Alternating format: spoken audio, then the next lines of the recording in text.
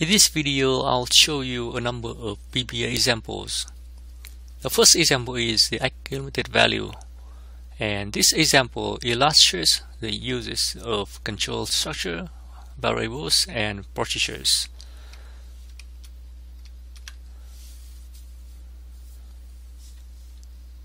So once you open the file, it is ACC value, and from the developer tab, you click the Visual Basic button.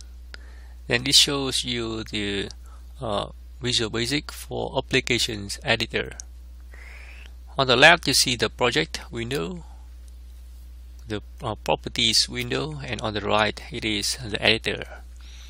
You have one module 1, and we have a number of variables declared as module level variables, and dim is for declaring either local variables or module level variable.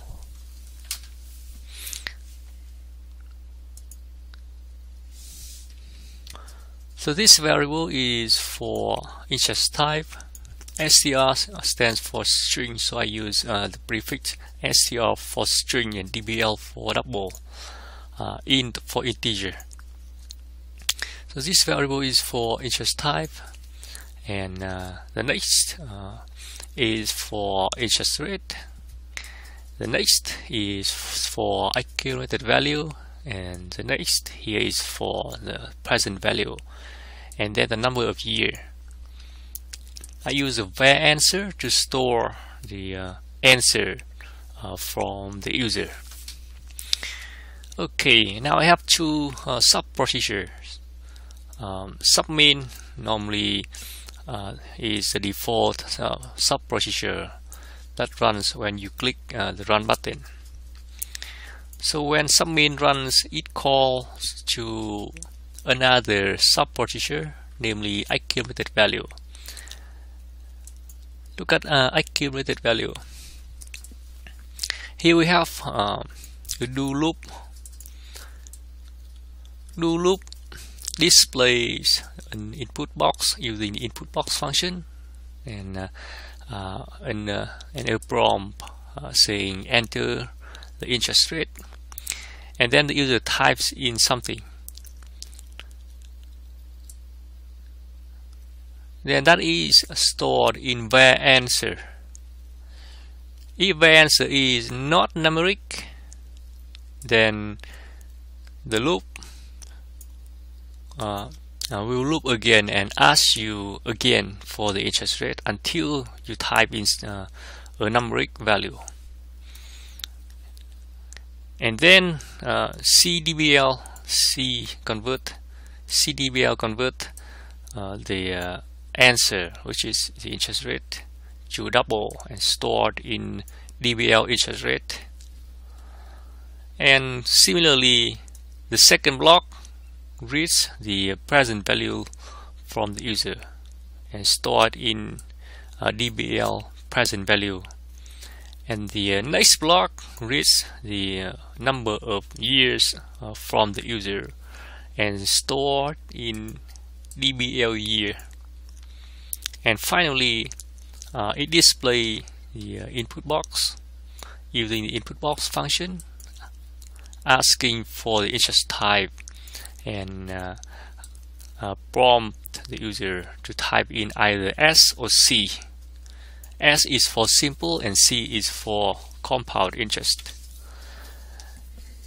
And then you have a loop structure to see if the user want to compute the simple interest or the compound interest. So you don't know if the user types in the lowercase s or uppercase s. The best way is to use lcase function to convert the answer, which is in str interest type, into the lowercase and compare with lowercase s. So this way you don't have to compare both uppercase and lowercase. You just need to convert into lowercase and then compare with S and C if the user really type in S, either uppercase or lowercase, or C, either uppercase or lowercase.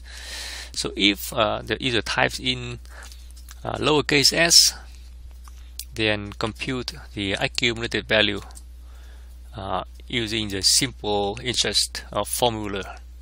And otherwise, if the user types in the letter C, then compute the accumulated value using the accumulated value formula. Using the compound interest formula. And otherwise, display the message saying wrong selection, and then exit sub.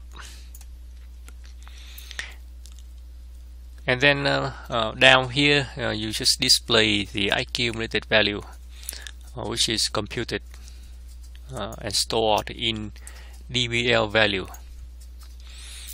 And here you use the function format to display the $ in front, and also the dot and 3 number zeros. You need the exit sub here because if it is the wrong selection, then exit sub will exit sub, meaning it won't run this message. If you don't have the exit sub, then even when the user type in something which is not C or S, and a message says wrong selection, but then also the other message also displays saying something. Now let's see how this program runs. So click the start button, and now it asks for the interest rate. Let's say we type in 0.001.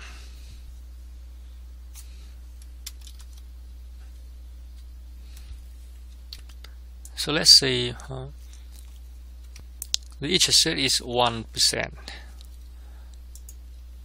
and then the present value, let's say $100, and the number of years, let's say 10, and we type in C for compound interest. Then it tells you that the accumulated value is that much. Next, I will show you several examples that illustrate the use of forms and controls. Okay, now in this program, I have a user form, namely user form 1, and this is sample.xlsm. And notice that if you write a VBA program, then you will have to save the file as an XLSM file.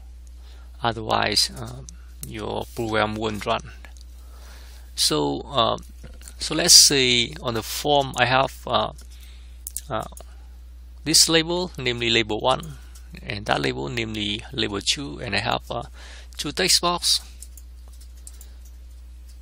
So if you click the text box and then look at the properties window, you see all the properties of the corresponding text box, or in general the control. So for this text box, the name is txt name. Txt stands for text, and it is the prefix that I use for text box. So this is txt name, and that is txth. I don't program anything with the 2 labels, so I just leave it as the default name. I have 2 buttons. The first button is named CMD clear. CMD stands for command, and the other is CMD exits. So this is actually a very simple application. So what I want to do is when the user type in something into name and age, if later on the user clicks clear, then everything, either two text boxes, are cleared. And then if the user clicks exits, then it quits the application. So let's see how the code looks like.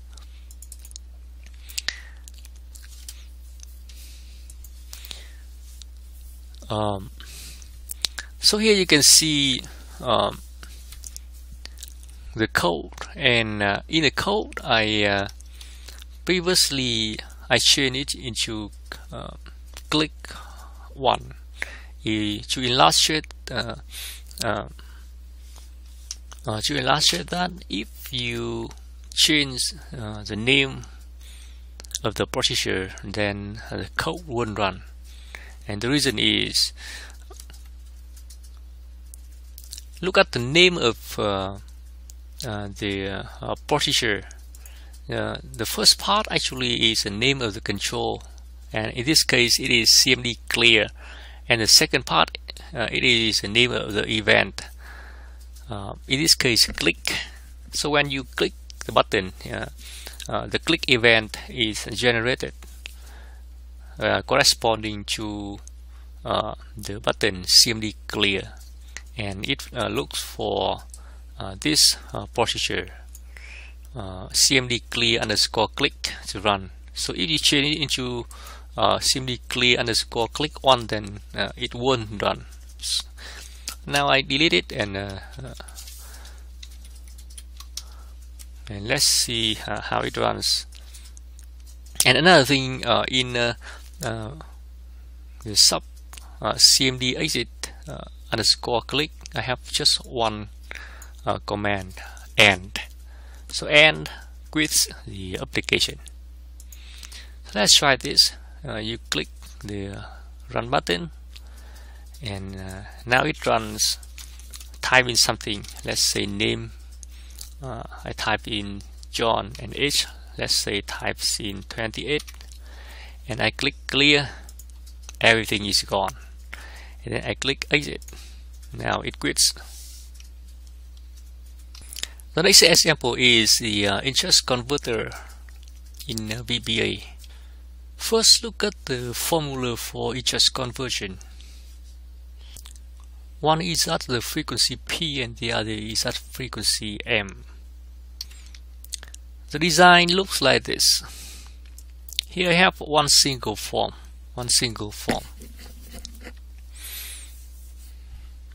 And if you want to add another form, just right click on it and say insert, and select user form. Insert user form for adding a new form, or even you can add a module or a class module. And basically user form is for forms. Modules normally are for storing public sub-procedures and functions, and a class module for classes. Here I have this a combo box, and on the right I have another combo box, and I have two text boxes for the nominal interest. The one on the left is named TXT P fric, and the one on the right is TXT M fric. The combo box on the left is named CBO P fric, and the one on the right is named CBO M fric. And in the middle I have a button, namely BTN convert. So double click the convert button and see how the code look like. So there are two sub procedures. In the sub procedure user form activate, This sub procedure runs when the form your form is activated, and here you want to add a number of items into the two text boxes, CBO prefix and CBO prefix, and let's say you have you add 1, 2, 4, and 12 to the two text boxes.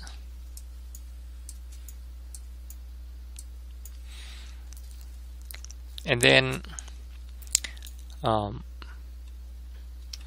you set the list index of the two text boxes to 0, meaning the first item will be shown, and the first item here is actually 1. And next, when the convert button is clicked, this sub procedure runs.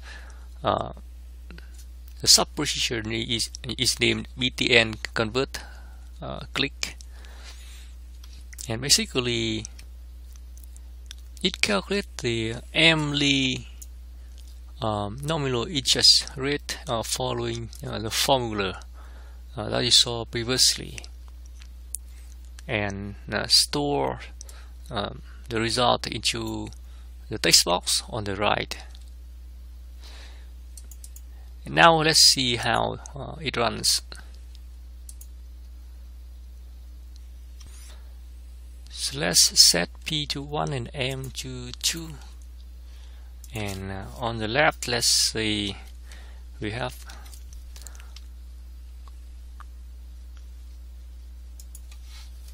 %, and on the right we have, after clicking the convert button, we have just that much.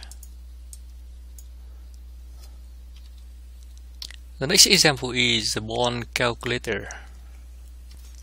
The bond price is calculated by the sum of the present value of the coupons and the present value of the redemption payment.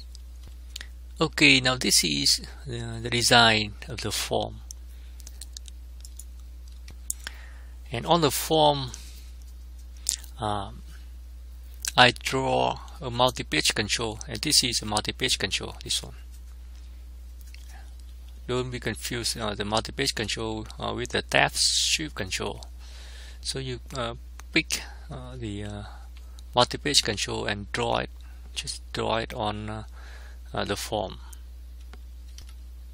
If you want to add new pages to it, then right click and say new page, or if you want to delete a page, then just delete page.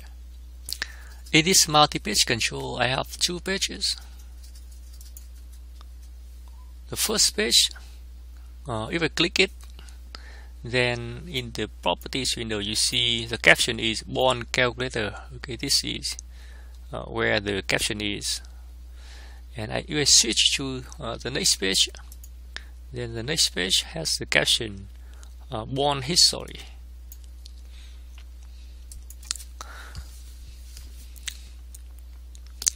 Okay, and then I have a number of text boxes. The first one is for face value, the second is for coupon rate. I have a combo box, namely CBO payments per year. A text box down below the coupon rate, which is TXT yield, and then TXT redemption value, which is used for the redemption value, and then TXT year num, which is for the number of years. On the right of the form, I have a button, namely btn compute, and a checkbox, namely chk show result page.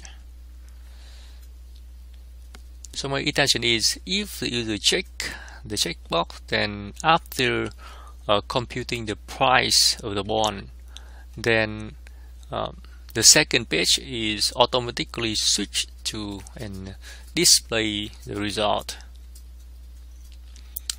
And on the second page I have a list box, namely LST result. Whenever I compute a price, then I add the price as well as other parameters as an item in the list box, and I can add as many as I want. And if I want to delete an item, I select it, and then also check, also click select it, and then click remove. Then the item will be removed. And if I click all and then click remove, then all items are removed. Now let's see how this application runs. Click the run button. Okay, for the face value I type in 100, coupon rate, let's say 0.06, yield rate, let's say 0.03, and redemption, let's say 90, and the number of years, let's say 10 years, and click compute. And I also check the checkbox show result page. I click compute. Then this automatically switch to the second page for me. And here I see the item which is added as a list item, and it say the face value is that much, and the rate is that much, payable twice a year for 10 years, redeemed at 90 with the yield that much. Then it is priced at roughly 118 something dollars. And if I want to delete this item, I click select it and click remove, then it is removed for me. Now this is the code. On the top I have a number of module level variables. The first variable is for the yield rate, the next is for redemption value, and then the next is for payments per year, and then bond price, and for a number of years.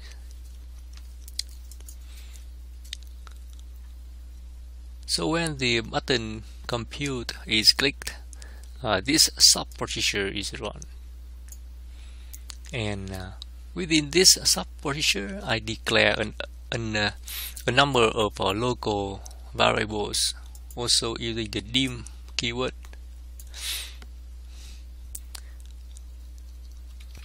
And then all the calculations in these blocks are actually just to serve the formula for the bond price. And once you have the bond price, then you form a string saying like the face value is and then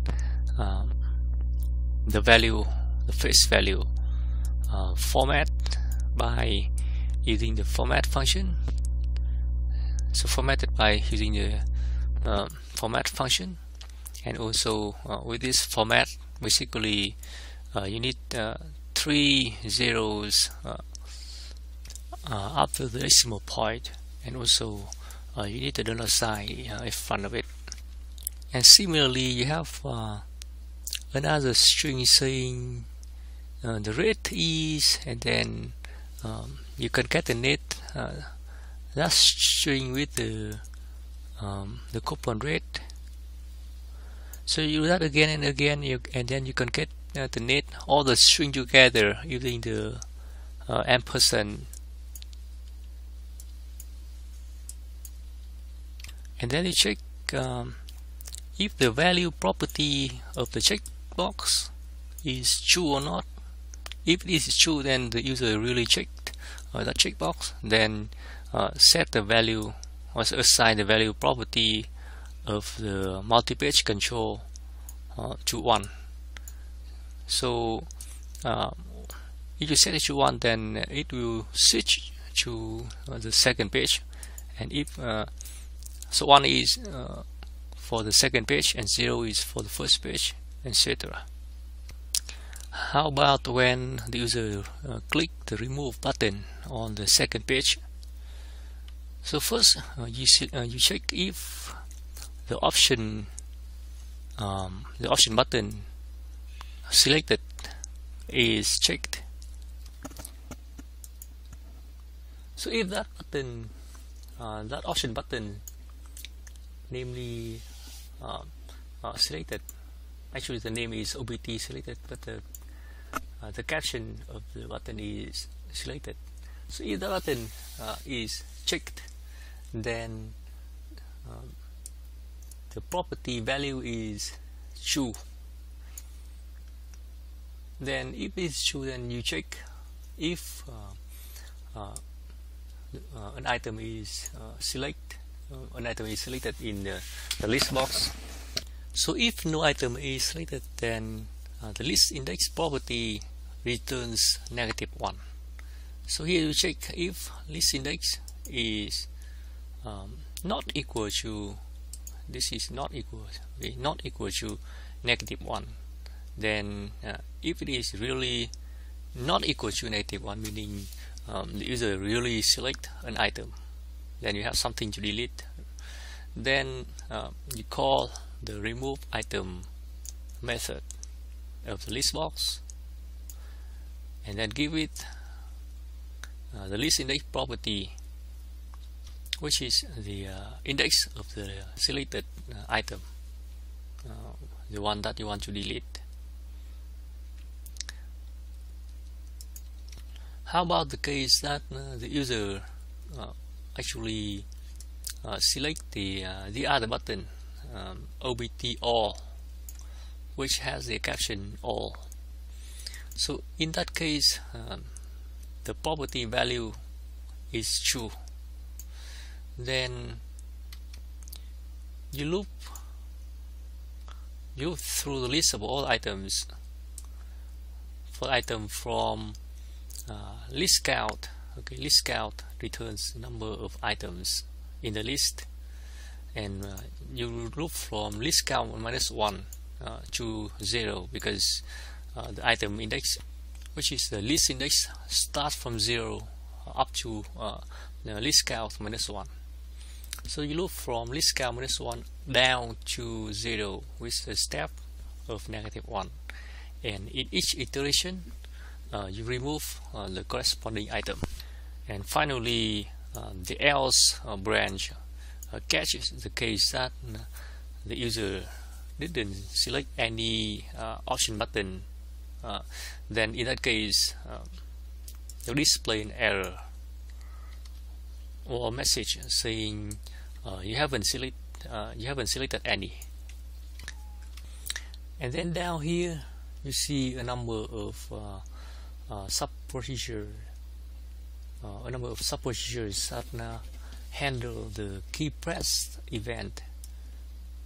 So for example, txt face value key press. So when the user types in something into the text box, txt face value, if you want to make sure the user types in some numbers and display nothing if the user types in anything else other than numbers and the decimal point, then you can do this. You check the ASCII argument. So the ASCII argument, the ASCII code in the key ASCII argument give you the ASCII code of the key which is typed by the user. You check it to see if it is between 48 and 57. And this is the ASCII table, and you see 48 is actually 0 and 57 is actually number 9, and number 8 is actually the backspace key. So if those keys are typed in, then you don't do anything. And otherwise set S key to 0. So when your mouse cursor is in that sub procedure, then for example for TXT face value key press, then look up to the combo box on the top right corner. You see the key press event, and if you want to write the event handling procedure for another event other than key press, then you can click this combo box, for example exit. Right? If you click exit, then it either move the cursor to another. If you have written that event handling procedure, then it will switch to it. Otherwise it will open a blank sub procedure for you to write code in. And in the event handling procedure for the exit event, you check. So if for example, if the focus is or the cursor is in this text box, and you type in something, a number, then when you exit from that text box, then the number will be formatted using the format function with that format. And if you don't type anything in it, then the value will be changed into 0. And here you can also see other event handling procedures for other text boxes which are similar. And in the activate in the event handling procedure for the event activate, you want to add a number of items like 1, 2, 4, and 12 to the combo box CBO payments per year, and then set the list index to 1, meaning you want to show the second item in the list. The first item has the list index of 0, and the second has a list index of 1. Next, let's look at several examples with types, classes, constant, and enumerations. In this example, you have one mutual 1, and on the top, first I have an enumeration.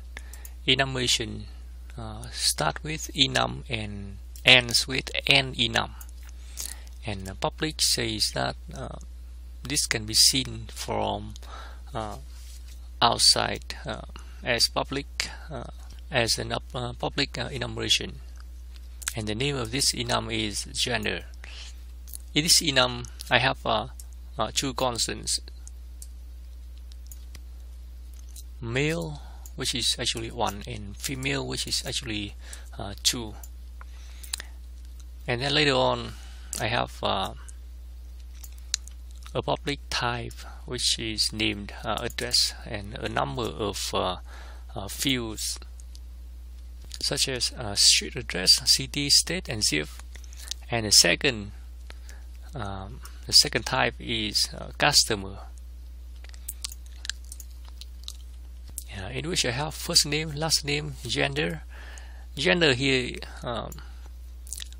is declared as gender, and this gender is the enum that we previously declared.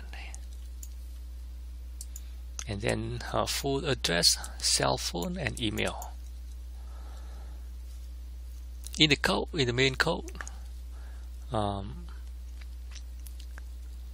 we declare a variable obj customer as customer, and customer, this is customer is actually a type, the user defined type previously declared. And then with obj customer, so using the with and with structure, when you write assignments for the properties of the object, you don't have to rewrite the name of the object. So with the name of the object, for example obj customer, then you can just type in starting from the dot and then the properties, right? So the first name, the property first name would be assigned to Michael, last name to the last name is assigned to Bauer, gender is assigned to male, cell phone to a string of this number, email to this email, and then the property full address. But full address is actually as we declare here, full address is actually of the type address, and it has its own properties. So you have also another with and with structure here. So with full address, then you go through the properties, namely street address, city, state, and zip, and assign the properties to some values, some strings, and at the end display everything using the message box function, and by concatenating multiple strings together. So if you click run, and then it displays the message like this. The next example is a simple insurance plan class example. So the code looks like this. In the group class modules, we have two classes. Each one to have an additional class. Just add it in by click insert and then class module. So for example, in vehicle we have three private variables. So for each private variable here, we have a pair of get and let. For example, for the property year, we have property get year and property let year. Property get year get the content of the private variable and store it to the function name, to the name of the property, to return it to the outside. And the return type of the get property is also string, and it has to match with the type of the variable. And the let property year here is to set or to store. It takes the argument, the input argument value, and store value to the private variable. So you can see for each property, for example, for the property year we have this pair. For the property make we have that pair. For the property model we have this pair. And if you, let's say for example, you drop you drop the last property of a model, then this property becomes a read-only property. And in the constructor, namely class initialize, you want to initialize the private variables. So the constructor automatically runs when an object vehicle is created. And similarly, in the class insurance plan, you also have a list of property, for example, policyholder name, age, vehicle, and you have a method. This is a method, getInfo. GetInfo basically returns the name of the policyholder.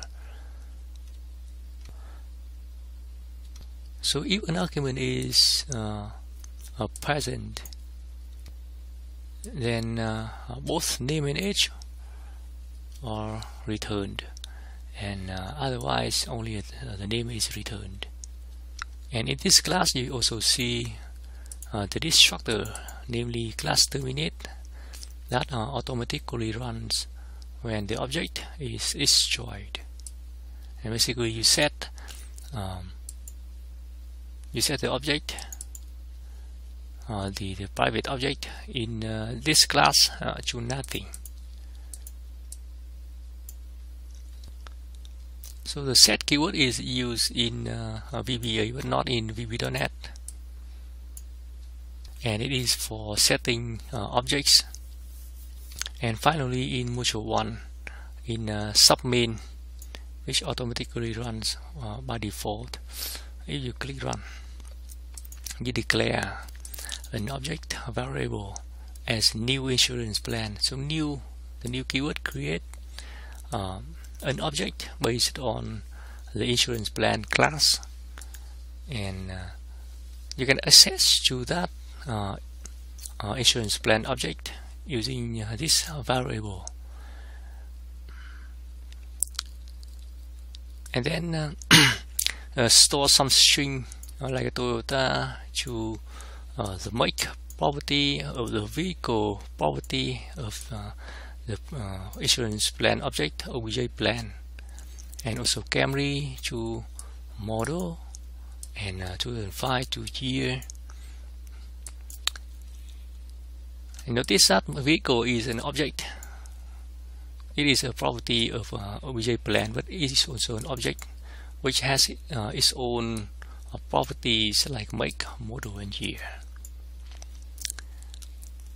And also later store strings like John Doe to the properties policyholder name, and age 27 to the age property, and then print a string with all the informations to the debug window. Let's see how it runs. I click run, and then click view immediate window.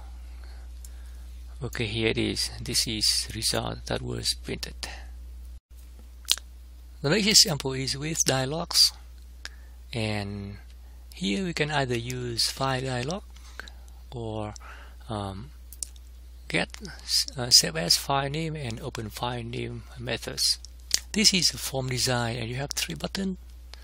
The first button is open, the second is save, and the last is open using file dialog. So let's try this. The code is very much simple. Basically, you call the method get open file name of the application object, and give it the parameters. And here you basically have 2 pairs. The first pair is the string that describes the file type and then the file type itself. And this is the second file type with the description as well as the file type itself.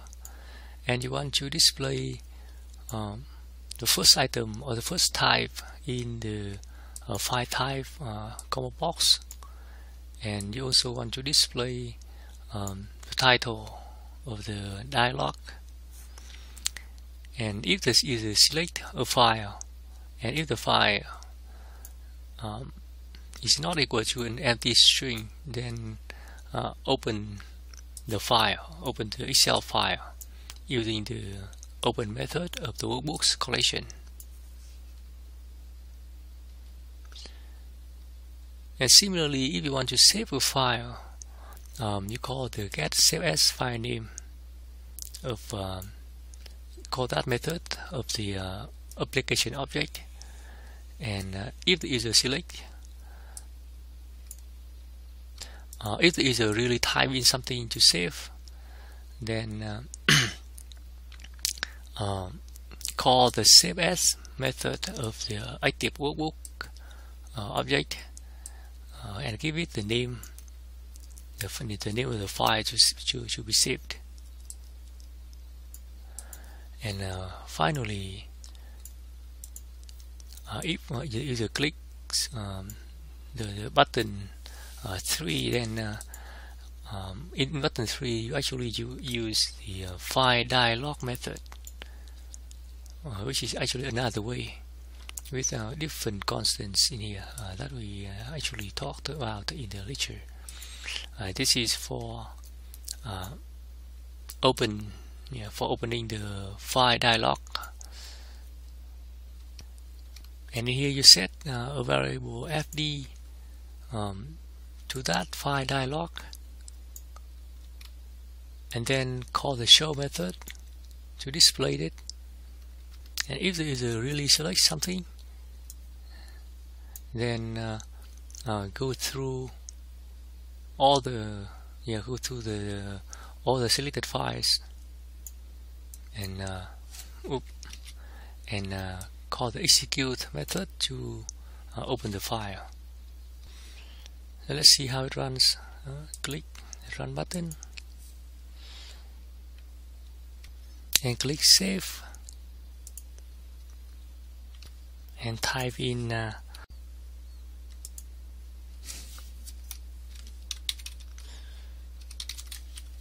we type in file example, click save, and it's saved for me to the file example.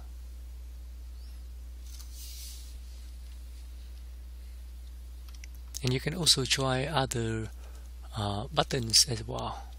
The next example is text file handling with reading and writing text files. In this example, I have sheet 1 with numbers from 1 to 5 and sheet 2 with nothing. On the form, I have two buttons. One is read file and the other to write file. So let's look at this.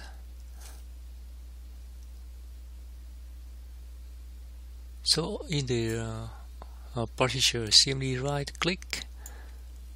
I have a local variable, and then I call the free file function to get a free file number and store it into the variable int file num, and then open the file export.txt for output for writing on as, and then I put a free file number that I got previously after the pound sign, and then I loop through all the rows in sheet 1 by using the collection worksheets and give it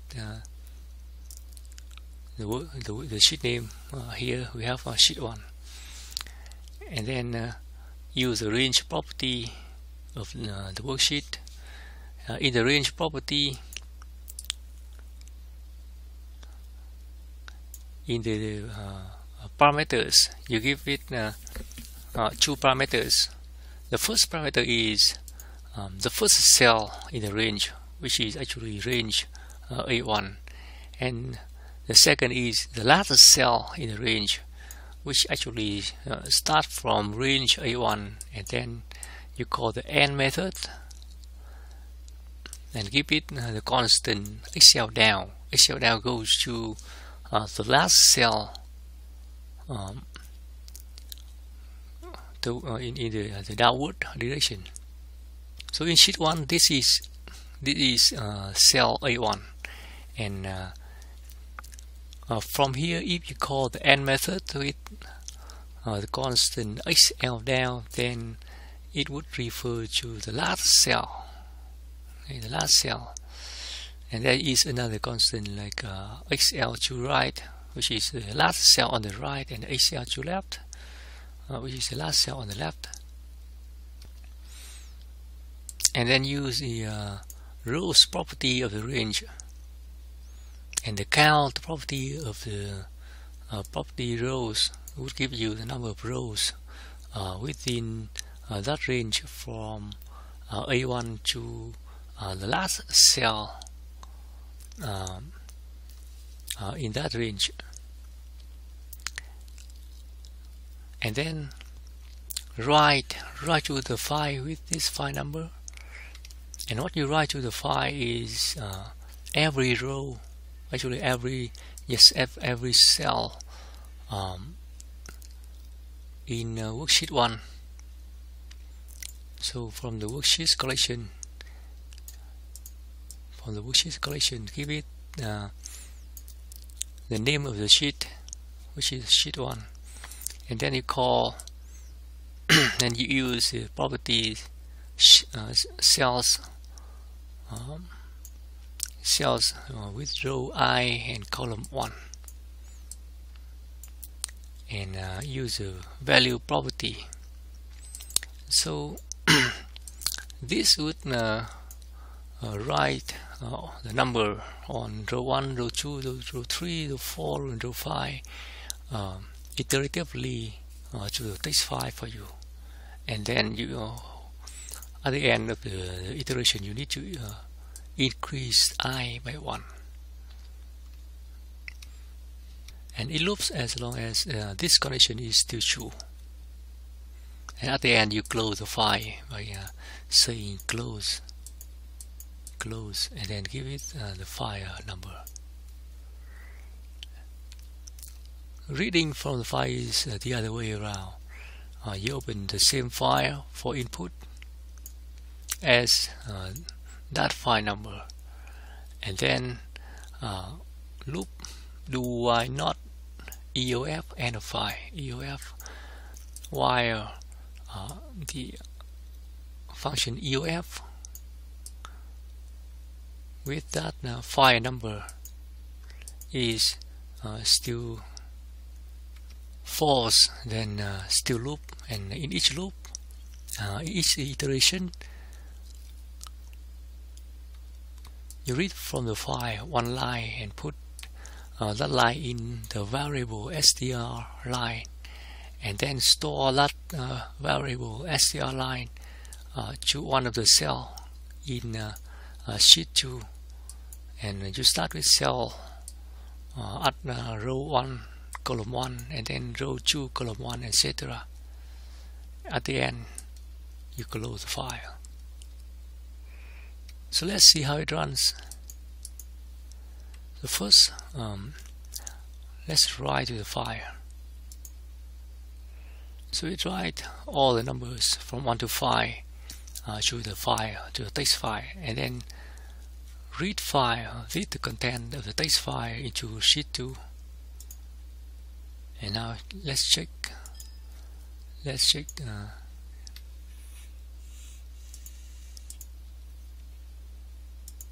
here you see actually Actually, you need the equal sign in the conditions, and otherwise it just reads numbers from 1 to 4. And finally, I show you the example with word automation. You have a form with a button saying create document, and basically here you create a word application using create object syntax. Create object, and you give it a string word dot application and set the variable of app to that application object, and then make the application visible, and then create a new object by calling the add method of the property documents, and type in something,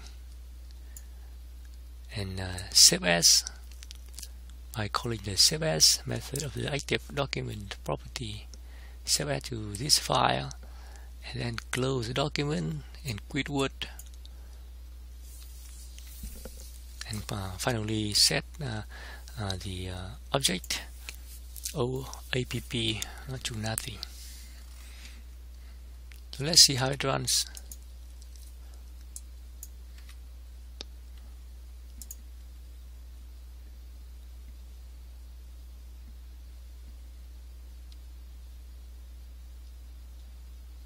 And if you don't specify the path to the file, then the file is stored in the document folder, and this is what we have with the file.